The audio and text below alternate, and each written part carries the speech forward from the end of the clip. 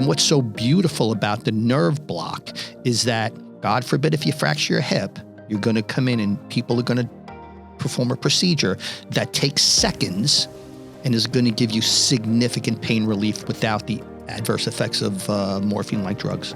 This will be standard of care across every Northwell facility.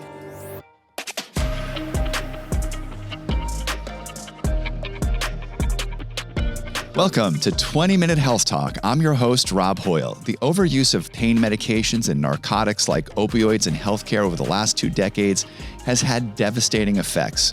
Our guests today are leading the way in expanding the use of nerve blocks.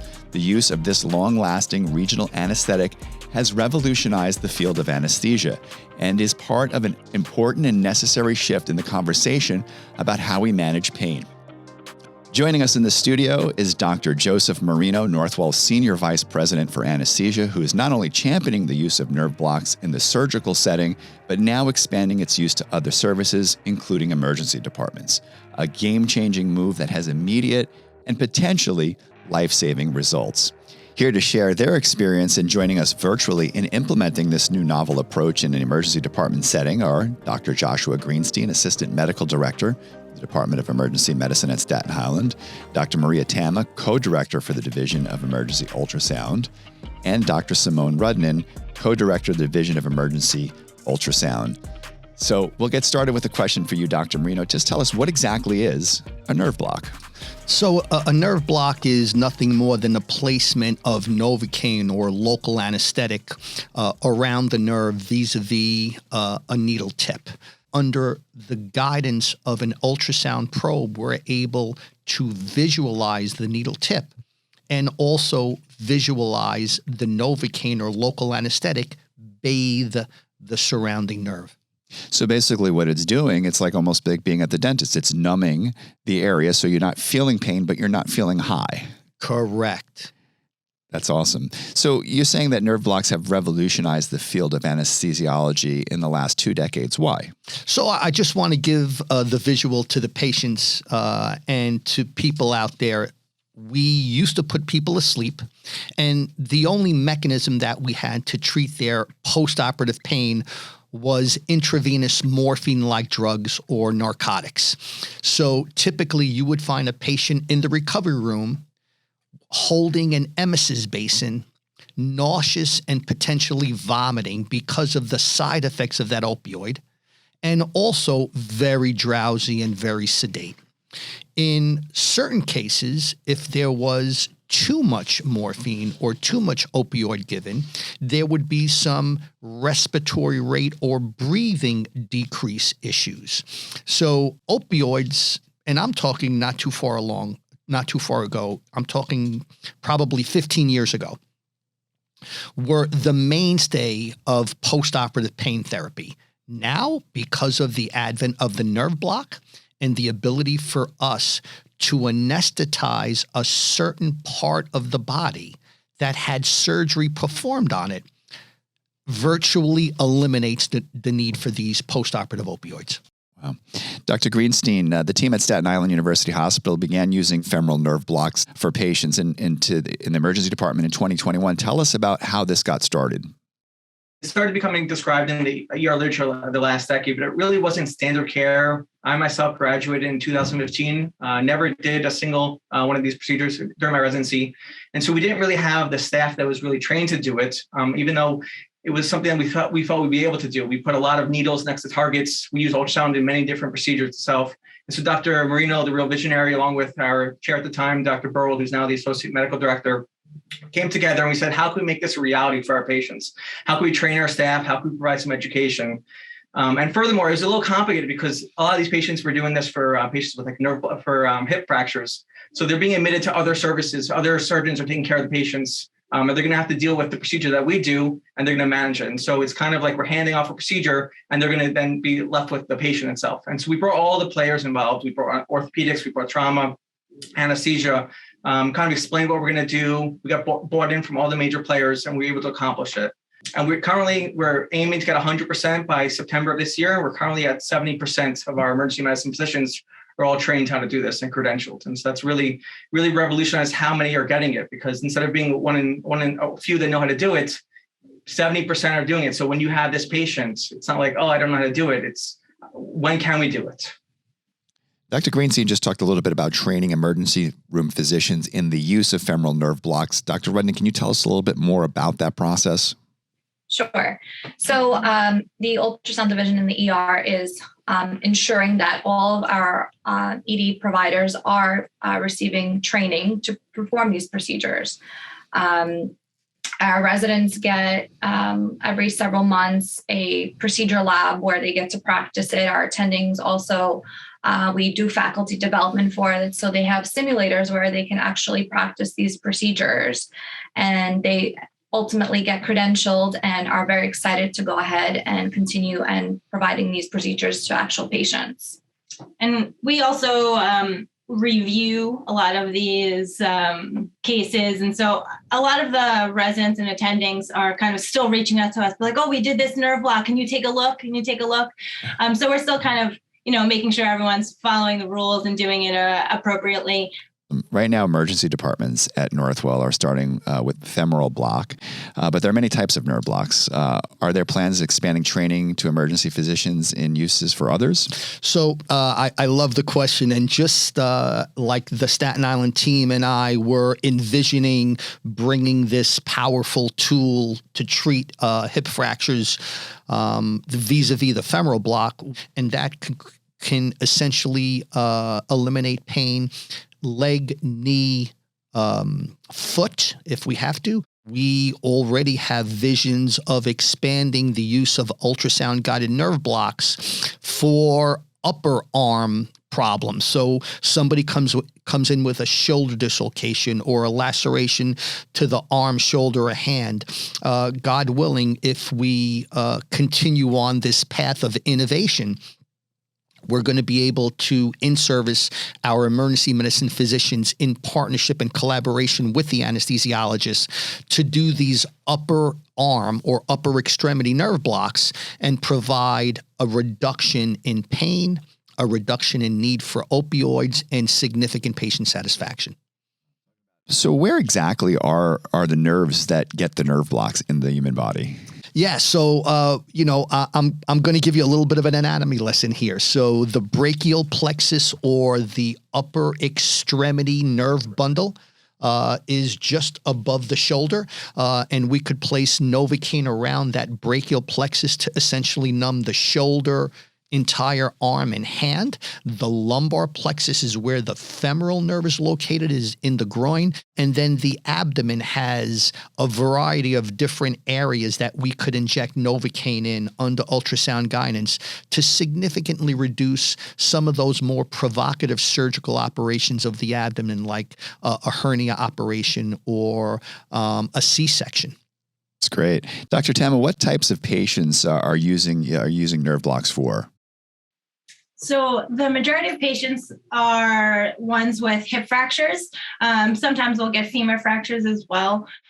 You also can use it for patients that have like a really bad laceration or patients that have a significant burn to the thigh.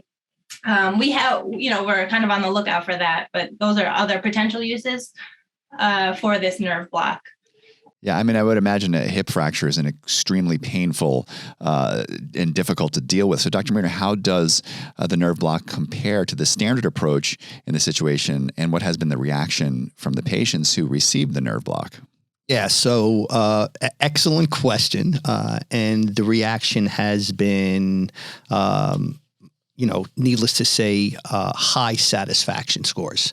Just think about it. Somebody is going to church, they fall on the concrete, and they don't know if they have a fractured hip, but it's really uncomfortable. And by the time they get into the ambulance and bounce around on the gurney, get taken to the hospital, bounce around even more, that is a very provocative experience for the patient.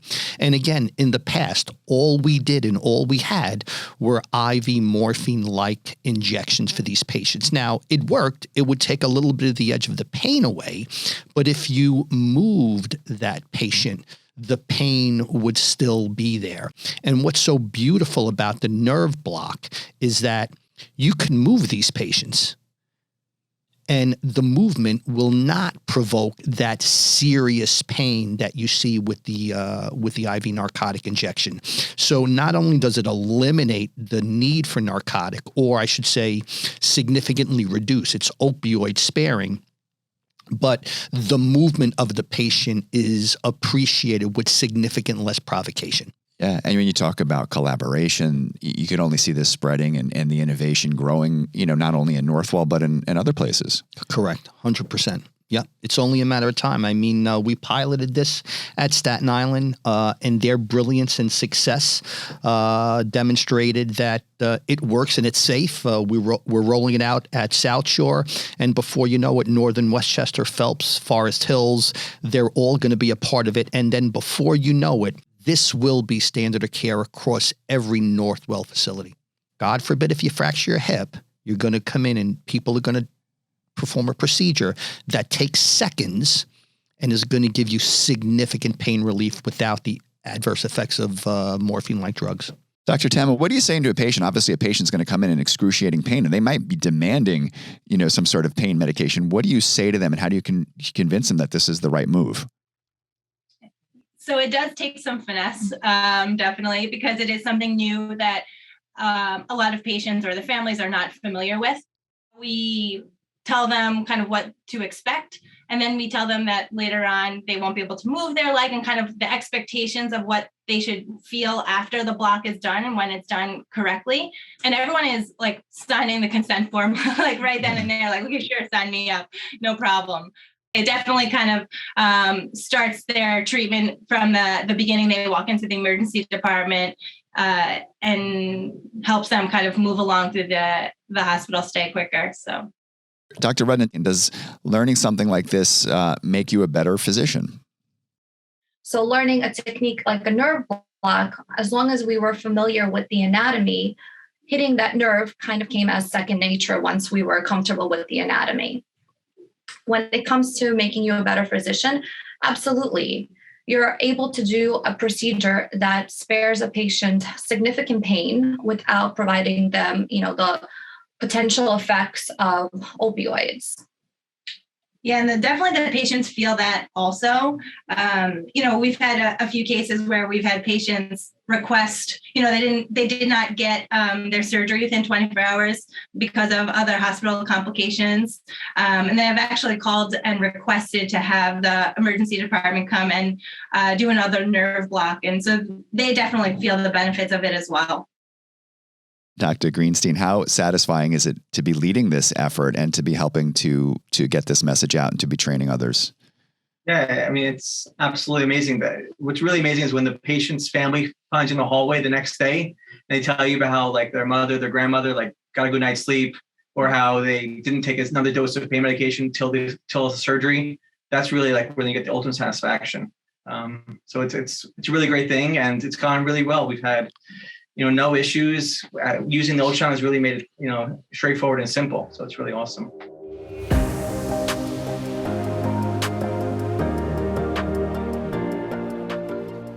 We saw during COVID such an increase in opioid use and opioid overdoses. While still necessary in some cases, these dangerous narcotics can lead to addiction. About 3 to 4% of patients undergoing elective surgery who have never taken an opioid develop a dependency. The addiction rate is higher for some types of procedures, and we know it's also associated with longer hospital stays and a higher rate of readmission. Can nerve blocks help stem that tide?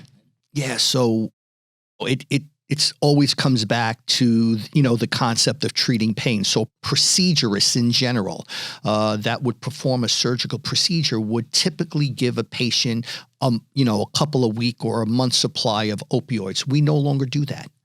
We now understand that giving a patient the appropriate dose of a pain medication after a surgical procedure, 3 to 5 days worth, getting a nerve block, which is going to essentially significantly reduce the amount of pain in that very provocative first postoperative day, and then allow the patient to transition to their pain medication for a 3 to 4 day period, is exactly how the medical community is looking to address and define success in reducing opioid dependency in surgical population.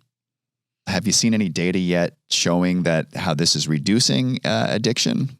So that's what the Staten Island team and I are planning on doing, is collecting data. So we have years of data of not doing a femoral nerve block and seeing how much morphine-like medication patients with a hip fracture typically have received. And now we're going to compare this new cohort of patients that have received a femoral nerve block. And we're going to look at variables like how long it took them to go to surgery, what their hospital length of stay is, and without question, what their pain scores and morphine consumption was. And I think it's going to be easy to show that the morphine consumption and the pain scores are significantly lower, leading to higher patient satisfaction scores. I'd like to add that I think also the patient outcome is going to be not only the morphine, but their outcome. They'll be ambulatory more quickly after surgery. I think all those things that you want the person that fell and has the hip fracture to be the same person before the surgery that they are after the surgery. This is going to help a lot. We've been talking about using one type of nerve block in emergency departments, but Dr. Marino, how commonly do nerve blocks get used in the surgical setting? And at Northwell, what is the ratio of patients getting nerve blocks compared to those other methods of pain management? I would say it's the overwhelming majority of patients who are having some sort of a provocative orthopedic procedure. So total knee replacement, total hip replacement, total shoulder replacement. Standard of care is to get what we call a regional nerve block in addition to some sort of either general anesthetic or sedation, so that when the patient does wake up from the surgical procedure, their body part is totally numb. And what about when it wears off, the 18 to 24 hours is up, then does the pain come back? So we teach the patient that as they're getting that numb and tingling feeling starting to come back, because when the numbness is starting to wear off, they should start their oral pain medication regimen. Okay. And what is that mostly? Is that mostly like ibuprofen or? So it's usually a combination of ibuprofen, Tylenol, and a very, very light narcotic. Are there any side effects? I know like sometimes with opioids, you could get nauseous, you could vomit, you could have itching. Is there any side effects with the nerve block? Before, when we were doing the poke and hope approach, we would put our finger on the femoral artery because the femoral nerve lies right next to it. And we would place the needle tip right next to the nerve.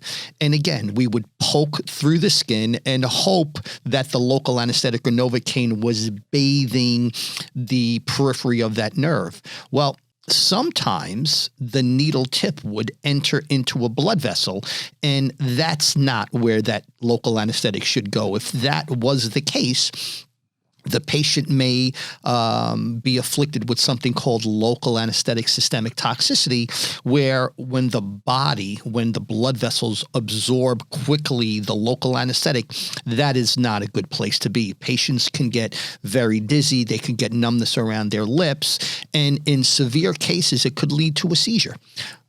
So the ultrasound has virtually eliminated that concept, that prospect. And that's why we're all, as practitioners, feel like we have power in our hands. So this is all exciting stuff. Here on 20-Minute Health Talk, we always like to end on a positive note. So I like to ask each one of you, what gives you hope? What gives you optimism going forward? And I'll start with you, Dr. Rudnan. So what gives us hope, at least for me, is the fact that patients, their overall satisfaction is going to be increased. They're going to be having a significant reduction of their pain without having the detrimental side effects of opioids. Dr. Tama, what gives you hope? What gives you optimism? Something that I think this corroboration that we have with anesthesia gives us hope. I think that as physicians, we want to encourage each other to continue to do better. And this kind of multidisciplinary teamwork really gives me hope that there's so much more that us as emergency department doctors can do for our patients, and even started from the beginning, because we are the entryway to the hospital. So I definitely think that this opens the door for so much more work that could be done for them. Yeah, so if I could just ask you one more question. Has there been any pushback from physicians on doing, because sometimes people don't want to do different things. They're kind of set in their ways. Yeah, so I would say that was probably one of my biggest concerns, was teaching, new trick to some people that have their set ways of how they manage hip fractures or manage other things. And once somebody learns how to do it and do just one of them and saw the impact on the patient, they want to do it. It's like they want it to become in their practice.